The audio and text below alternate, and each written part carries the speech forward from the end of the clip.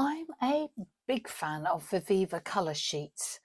Look, I've got lots of them, and just to prove I really use them, gosh, this one's had a tough life. So when they said we've redesigned them, I was like, really? Because I think these are pretty perfect. I was really excited to have a look. So this is their new Colourfolds. It has lots of the same beautiful colours, but the format is different because apparently people said that they wanted to be able to see lots of colours at the same time.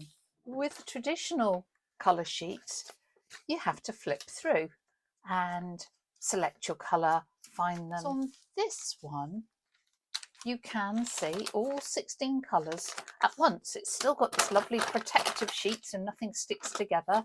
It's got a little palette here so you can mix, and when you're finished, it all folds up beautiful and compact with this really nice elastic band, and it's hardly any bigger, well, what, a centimetre bigger than the traditional ones. I thought best thing to do is to try out some of the colours, and there are some new colours in here, and then I will go outside and paint. That's what it's designed for. It's summer and people are outside painting, so it's super portable.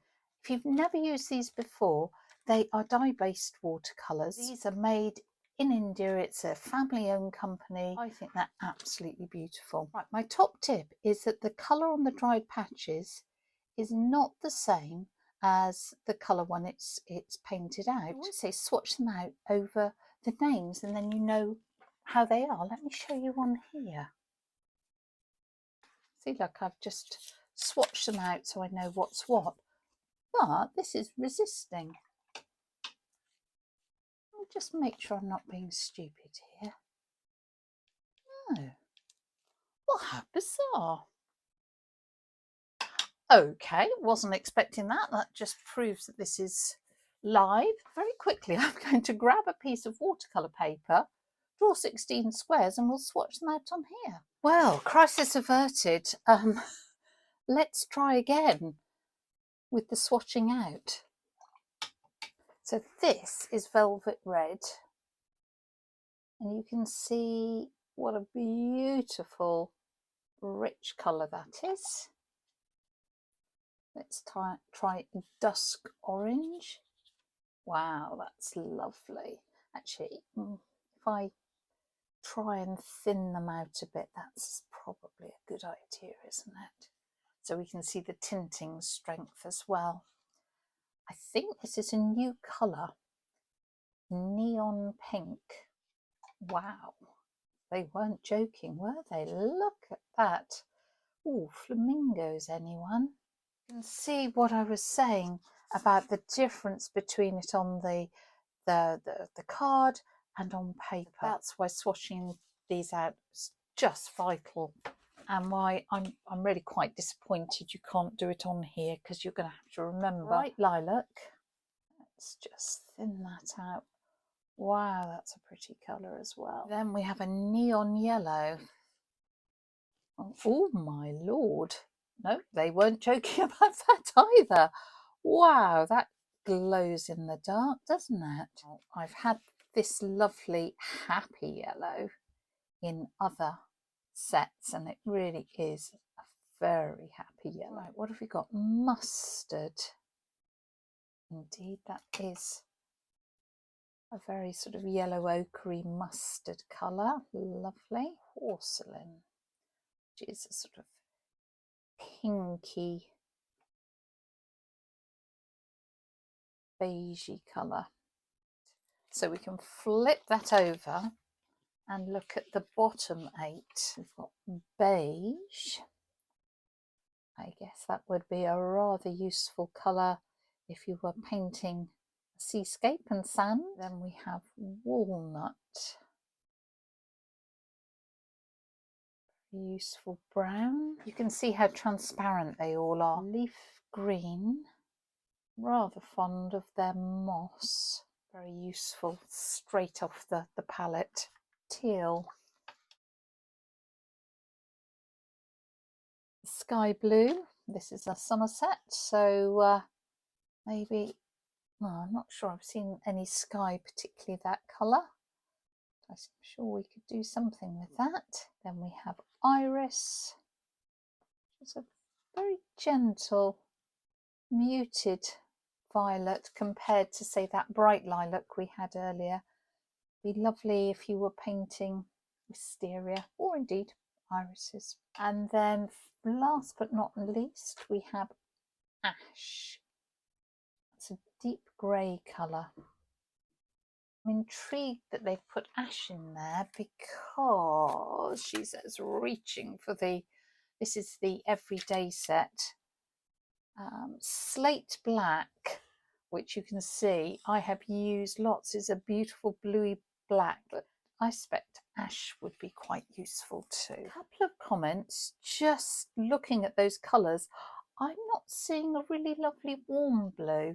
I'm going to go back to the normal one. This Persian blue, which is in the normal set, is a beautiful, almost French ultramarine type blue, and that would be really handy for a summer set, I would have thought. If I'd thought about this, I would have made my little swatch card about the size of one of these so that I could keep it together. Might actually stick it somewhere.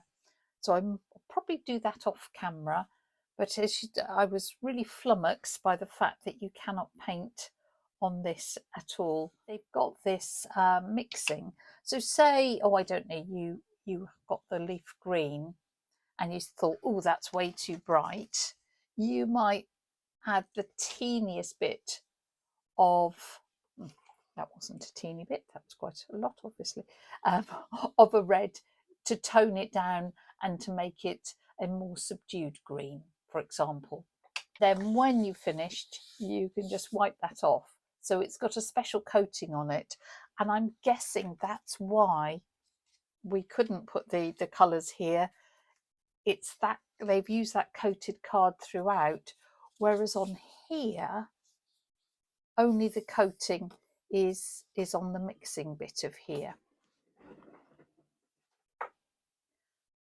I've swatched out the colours again on a smaller piece of paper because then I thought I could just pop that in there, and then when it's all folded up, I've got my little swatch card, or I might just stick it to the cover, something like that, and then I've always got it with me. Now, I swatched things out last night and I thought, oh, it'll be lovely. I'll sit in the garden today because this is designed for outside painting, and I'll paint something in the garden, some flowers. Won't that be lovely? Today is really windy and it's spitting with rain off and on, so I'm not going to do that because I think this will blow around in the wind, and I certainly don't want to sit out in my garden in the rain. So I will do something inside, and they will have to be made up. I'm going to do some sort of cone type flowers from my head. This is a little mix of the happy yellow, and there's some neon yellow. Let's use a tiny bit of the mustard as well.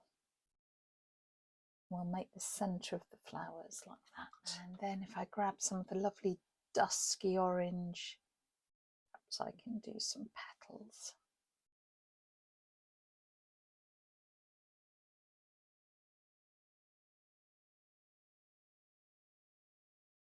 Drop in some of that wonderful neon pink into the wet paint. Oh, it's drying fast.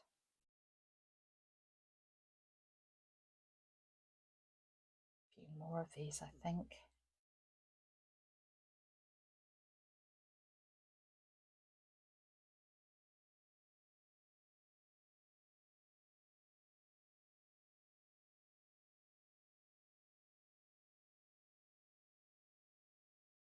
So that was mostly the neon.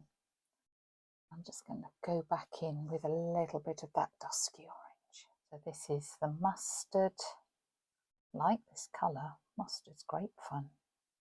We'll have a pure neon.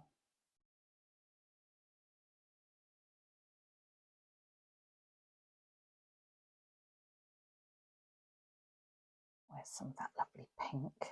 Some of that. Go for a little wander to our happy yellow.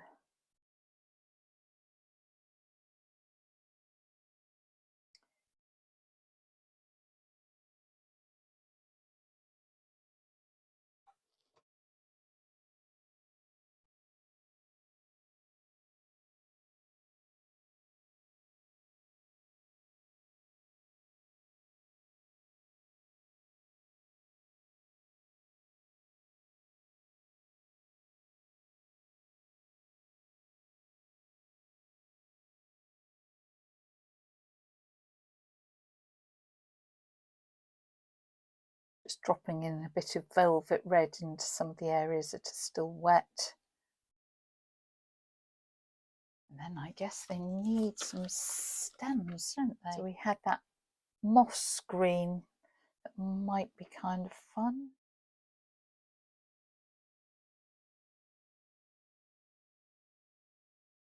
I feel we should have some leaves.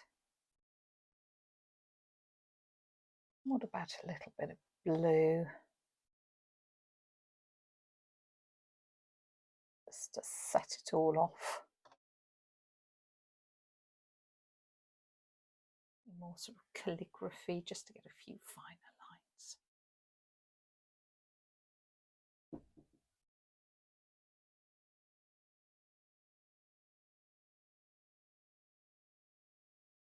So that's what my palette looks like now that I've actually used it, and I would like to leave that to dry before I close it up. I'll just let this dry and then take the tape off. Do I prefer the Colourfolds to the traditional Viviva Colorsheets? Personally, no. I really like the original Viviva Colorsheets, and they take a tiny bit of getting used to. But the advantages of having them sort of in your pocket and just being able to flip through the colours, I personally find that far easier. And the use of the little mixing area, I find perfectly easy. These ones, I have a fear they will just blow away because they're not held down. You need a bigger area, so fine if you're sitting on the beach and you've got lots of space to put your stuff out and you can put a pebble on them and whatever. But I'm often using them literally when I'm perched on a bollard in the middle of the road or just out and about urban sketching. So these would be less convenient for me. In the end, it's going to be your preference, but the colours themselves are gorgeous. Such fun to work with, so vibrant, so full of summer. So which format suits you is going to be a matter of personal taste. I'll stick with the original, but you might love these new Colourfolds.